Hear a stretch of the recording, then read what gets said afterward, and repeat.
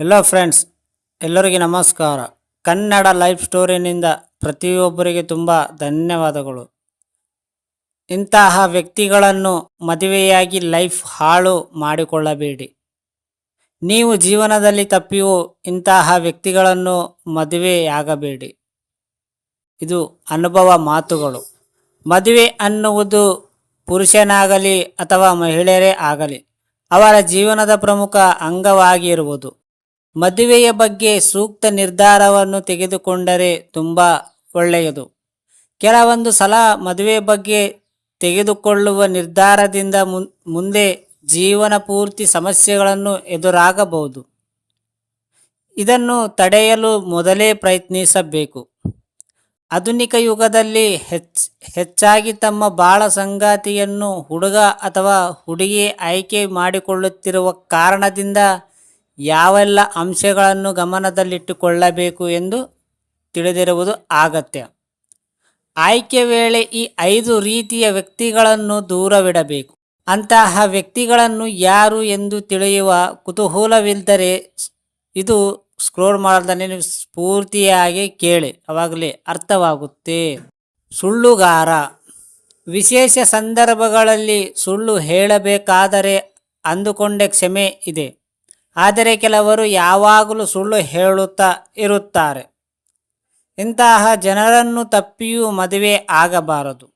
ರಹಸ್ಯಗಳನ್ನು ಮುಚ್ಚಿಟ್ಟುಕೊಳ್ಳುವ ಜನರು ಯಾವಾಗಲೂ ಜೀವನದಲ್ಲಿ ಇದನ್ನು ನಿಮ್ಮ ಮುಂದೆ ಹೇಳಿಕೊಳ್ಳುವುದಿಲ್ಲ.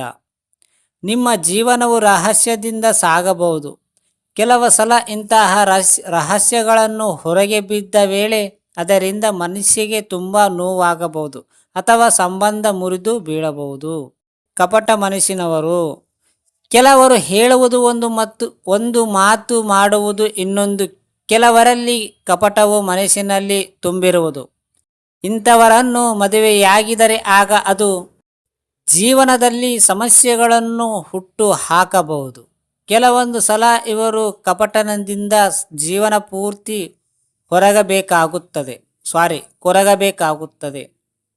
ಬಲಿಪಶುವಿನಂತೆ ವರ್ತನೆ. ಕೆಲವರು ಜೀವನದಲ್ಲಿ ಬಲಿಪಶು ಆದಂತೆ ನಟಿಸುವುದು ಇದೆ. ಅವರು ತಮ್ಮ ತಪ್ಪನ್ನು ಮರೆಮಾಚಲು ಈ ರೀತಿಯ ನಾಟಕವನ್ನಾಡುತ್ತಾರೆ. ಹಿಂದೆ ಯಾರಾದರೂ ಅವರಿಗೆ ನೋವುಂಟು ಮಾಡಿದರೆ ಅದನ್ನು ಅವರು ಹಾಗೆ ಮನಸ್ಸಿನಲ್ಲಿ ಇಟ್ಟುಕೊಳ್ಳುವರು. ಬೇರೆಯವರ ಕಾರಣದಿಂದಾಗಿ ನಾನು ಇಂದು ತಪ್ಪು ಮಾಡುತ್ತಿರುವುದಾಗಿ ಅವರು ದೂರವರು. ನಾನು ನನ್ನದು ನನ್ನಿಂದ. ಇಂತಹ ಜನರು ತುಂಬ ನೋವು ನೀಡುವರು. ಕೆಲವರಿಗೆ ಆರಂಭದಲ್ಲಿ ಇದು ತುಂಬ ಆಸಕ್ತಿ ಮೂಡಿಸುವುದು, ಆದರೆ ಕೊನೆಯಲ್ಲಿ ಅವರು ಇವರಿಂದ ದೂರ ಓಡಿ ಹೋಗಲು ಪ್ರಯತ್ನಿಸುವರು.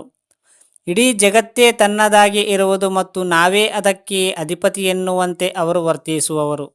ಇವರು ಯಾವತ್ತಿಗೂ ತಪ್ಪು ಮಾಡಲ್ಲ ಎಂದು ಭಾವಿಸಿಕೊಂಡುವವರು. ಸ್ಪಷ್ಟತೆ ಇಲ್ಲದೆ ಇರುವುದು. ಇಂತಹ ಜನರನ್ನು ಮದುವೆಯಾದರೆ ಆಗ ಅವರು ಸಂಪೂರ್ಣ ಭಾವನೆಗಳನ್ನು ಹೀರಿಕೊಳ್ಳುವರು. ಅವರು ತಮ್ಮ ಬಾಧ್ಯತೆ ಬಗ್ಗೆ ಯಾವತ್ತಿಗೂ ಸ್ಪಷ್ಟತೆಯಿಂದ ಇರಲ್ಲ.